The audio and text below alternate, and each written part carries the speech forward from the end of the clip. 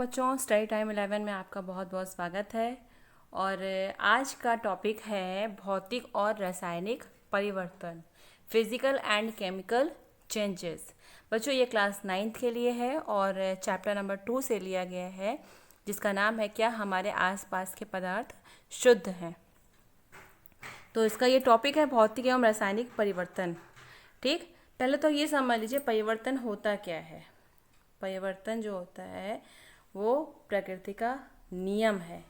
हर समय पर कोई भी पदार्थ है वो उसमें परिवर्तन होता रहता है। जैसे बर्फ़ का पिघलना, जल का भाप बनना, लोहे में जंग लगना, लकड़ी का जलकर कोयला बनना, दूध का दही में परिवर्तन होना, ये सब क्या है? ये सब परिवर्तन है, ये हमें देखने को मिलते हैं।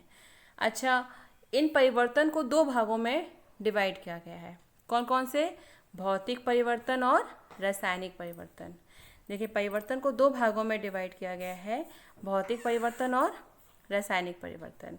ठीक, भौतिक परिवर्तन क्या होते हैं? भौतिक परिवर्तन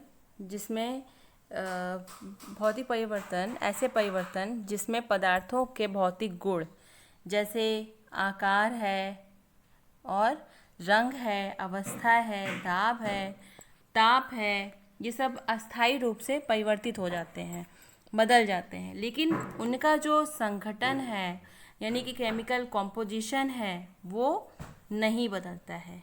ठीक, उनका आकार, रूप, रंग वो तो चेंज हो जाएगा, लेकिन जो उनका संगठन है या उसका जो भार है उसमें कोई परिवर्तन नहीं होता है और ना ही कोई नया पदार्थ बनता है। तो इसको हम कहेंगे भौतिक परिवर्तन, यानी कि फिजिकल चेंजेस। जो फिजिकल चेंजेस में जो आते हैं पदार्थों में, उसको हम कहेंगे भौतिक परिवर्तन। ठीक, तो भौतिक परिवर्तन क्या होता है? अस्थायी होता है। यदि परिवर्तन के कारणों को हटा दिया जाए तो पदार्थ अपनी पूर्व अवस्था में वापस आ जाता है। ठीक, अच्छा, क्या लक्षण है भौतिक परिवर्तन के? पहला लक्षण तो ये है कि भौतिक परिवर्तनों में नया पदार्थ नहीं बनता है।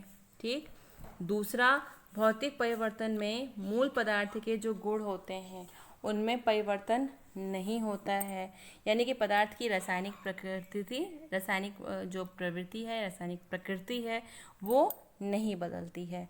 भौतिक परिवर्तन प्रायः अस्थायी होते हैं और प्रक्रिया केवल तभी तक होती है जब तक कि प्रक्रिया का कारण रहता है, और जैसे ही प्रक्रिया कारण हट जाता है प्रक्रिया उत्क्रमित हो जाती है, रिवर्स यानी कि पूर्व अपनी अवस्था में वापस आ जाती है।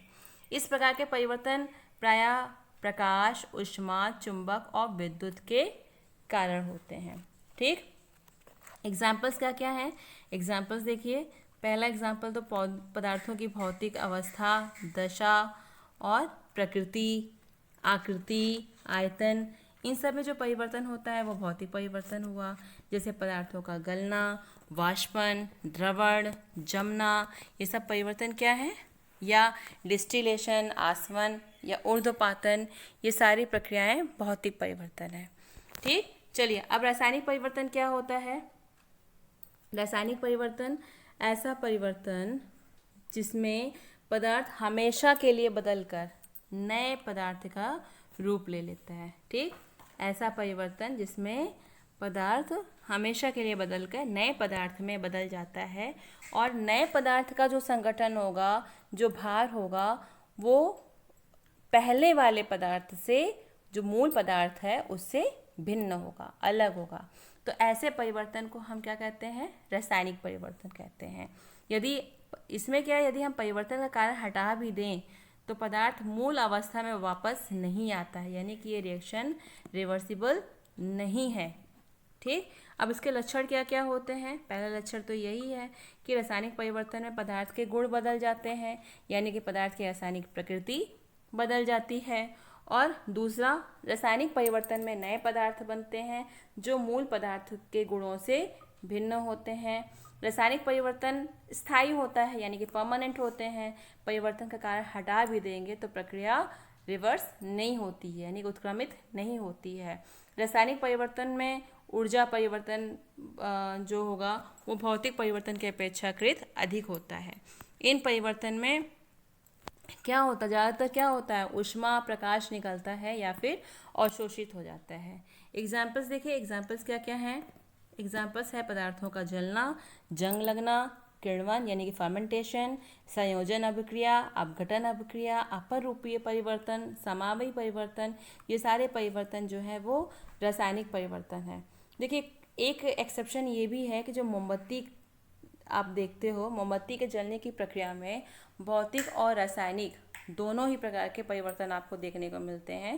बाकी में आप अलग अलग आप एग्जाम्पल्स देख सकते हो।